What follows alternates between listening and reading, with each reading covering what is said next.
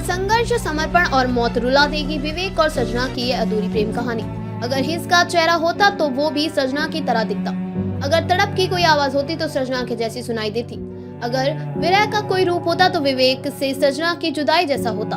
अगर मोहब्बत की तस्वीर होती तो विवेक और सजना जैसी होती। बिछड़े कुछ इस अदा से कि रुत ही बदल गई। एक शख्स सारी दुनिया को वीरान कर गया। मोहब्बत सिर्फ पाने का नाम ही नहीं है, मोहब्बत खोने का नाम भी है। मोहब्बत मिलने का नाम ही नहीं, मोहब्बत बिछड़ने का नाम भी है। मोहब्बत विवेक और सजना का नाम भी है। दो ऐसे प्यार करने वाले जो सचमुच जब तक साथ रहे तो साथ रहे, लेकिन जब उनका साथ छूटा तो सारी दुनिया साथ आ गई। अगर मोहब्बत की कोई तस्वीर होती तो शायद विवेक और सजना जैसी होती। अगर त्याग का कोई चेहरा होता तो शायद ऐसा विवेक और सजना जैसा होता।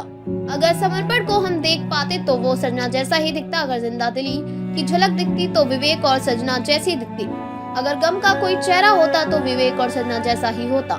हिस्र का चेहरा होता तो वो भी सजना की तरह दिखाई देता।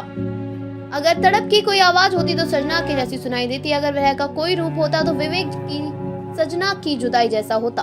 अगर मोहब्बत की तस्वीर होती तो विवेक और सजना जैसी होती। ये प्रेम कहानी है नेपाली सोशल मीडिया इन्फ्लुएंसर विवेक पेंगनी और सजना सुवेदी की, जिसे ले गई है अभी हवा वो वरक था। दिल की बात किताब का कहीं आंसुओं से मिटा हुआ, कहीं आंसुओं से लिखा हुआ।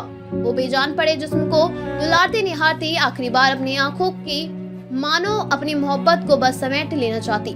उसे गले लगाती ऐसे लम्हे को वो जैसे रोक लेना चाहती थी। आखिर में वो टूट जाती है। कलेजे को चीर देने वाली जुदाई जिसने भी देखी वो टूट गया। वो आखिरी दफा भी विवेक से कुछ कह रही थी, मानो जिस्म से कोई जान ले गया हो। विवेक की आखिरी विदाई की तस्वीर को जिसने भी देखा वो अपने आंसू रोक नहीं पाया। दुनिया जब प्यार की मिसाल देगी तो उसे सजना का नाम दिया जाएगा। सजना ने विवेक के लिए तमाम कोशिशें की, हर पल साए की तरह उसके साथ रही। विवेक को संभाला। वो जानती थी विवेक अब साथ चंद दिनों का है। वो जानती थी कि उसका विवेक कभी भी पहले जैसे नहीं हो पाएगा। वो जानती थी जुदाई तय है।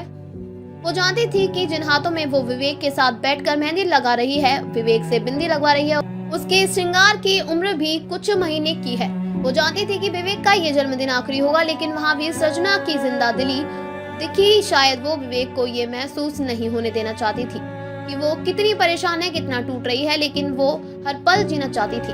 विवेक के साथ बिताए इन लम्हों को संजोना चाहती थी, क्योंकि उसे पता था उसका विवेक यादों में रह जाने वाला है। चंचल, खूबसूरत, चहकती, हंसती, खिलखिलाती सजना सुवेदी और उनके साथ उनके पति विवेक पेंगनी। साल 2022 तक सब ठीक था।